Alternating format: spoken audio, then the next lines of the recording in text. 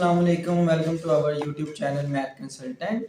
और जैसा कि आप जानते हैं कि पिछली वीडियो में हमने बताया आपको कि मैथमेटिक्स का आगाज़ कहाँ से हुआ और वो कौन लोग थे जिन्होंने इनको इजाद किया और वो कौन लोग थे जिन्होंने इसको आगे लेके चले। जो सबसे अहम है मैथमेटिक्स में वो है काउंटिंग, और काउंटिंग को बनाने वाले कौन थे वो हमने जाना। आज हम इस वीडियो में बताएंगे कि मैथमेटिक्स का बाप कौन था, यानी उसका फादर कौन था, फादर ऑफ मैथमेटिक्स। आज हम इस इंपॉर्टेंट वीडियो के साथ आपके सामने पेश हो गए।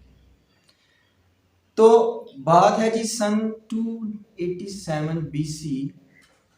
फिडियास जो एक एस्ट्रोनॉट था साइरैकस का, उसके घर एक बच्चा पैदा हुआ जिसका उसने नाम रखा आर्चिमेडस।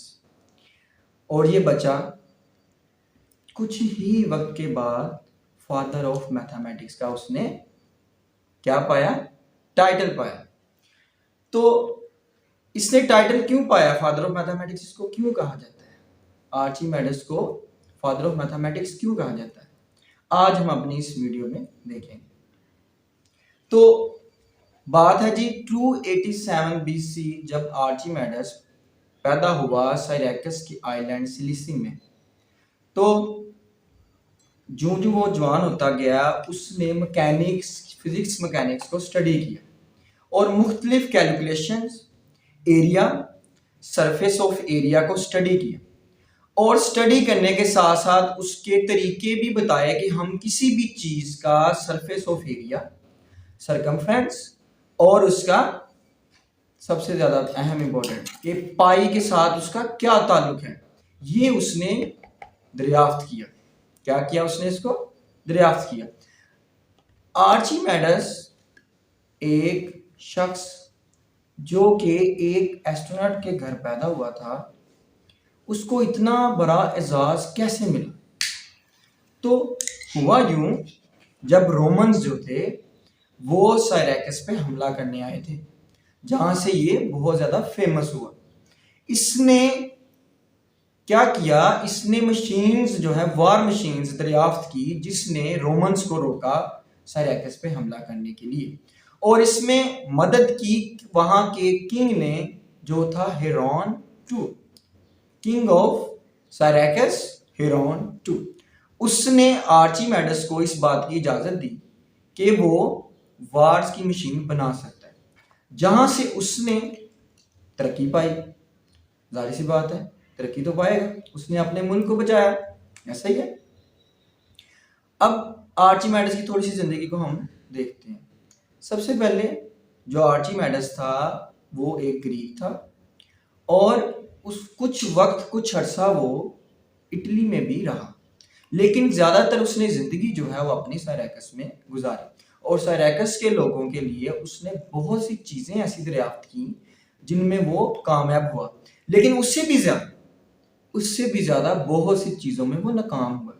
यहां से हमें एक बात का एहसास होना चाहिए कि कोई भी इंसान जो कामयाबी के रास्ते पे चलना चाहता है उसको नाकामी देखनी पड़ती है।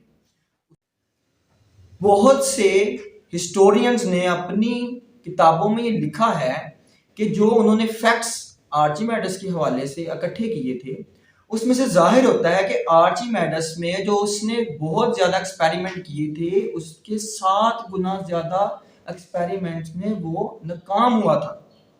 और इसकी सबसे बड़ी एग्जांपल है कि अपने साइरैकस सिटी को, जो आइलैंड था सिलिसी का, उसकी हिफाजत के लिए उसने जो वार मशीन्स बनाई थी, उसके ऊपर आज के मुताबिक $1 बिलियन जितनी कीमत खर्च हुई थी। और इसमें मदद दी थी किंग हेरोन II ने। तो यहां से हमें कुछ तो सबक सीखना चाहिए। इसके अलावा जो आर्चिमेडस ने, जो सबसे बड़ी उसकी दरियाफ्त है वो है आर्चिमेडस प्रिंसिपल, यानी पानी के फ्लो को, थोड़े पानी के फ्लो को ज्यादा फ्लो में कैसे कन्वर्ट किया जाता है, ये किसने बताया था, सबसे पहले इसका कानून दिया था आर्चिमेडस ने। इससे उनको फायदा क्या हुआ, उनसे फायदा ये हुआ कि हम किसी भी लार्ज चीज को, जो बड़ी से बड़ी वजनदार हो, उसको हम छोटी सी ताकत के साथ कहीं भी एक जगह से दूसरी जगह को मूव करवा सकते हैं। ये आर्चिमेडस ने इसका प्रिंसिपल निकाला था। आर्चिमेडस जो एक फिजिशियन था, उसके अलावा बहुत बड़ा जाहिर सी बात है मैथमेटिशियन था। उसने बहुत सी ऐसी कैलकुलेशंस की जिनके थ्योरम्स आज भी यूज किए जाते हैं। आज भी उनकी वैल्यू को बिल्कुल ठीक समझा जाता है और इसकी सबसे बड़ी मिसाल है द वैल्यू ऑफ पाई। क्या है? The value of pi 22 divided by 7। पाई की वैल्यू उसने निकाली 22 डिवाइडेड बाय 7 और आज के दौर में जब इसकी असल वैल्यू निकली वो बिल्कुल उसकी तकरीबन करीब थी 3.14 एंड सो ऑन, क्योंकि पाई की वैल्यू जो है वो नॉन टर्मिनेटिंग है, उसकी वैल्यू चलती जाती है, उसकी एक वैल्यू फिक्स नहीं है। लेकिन आर्चिमेडस ने सेम टू सेम यही वैल्यू निकाली थी।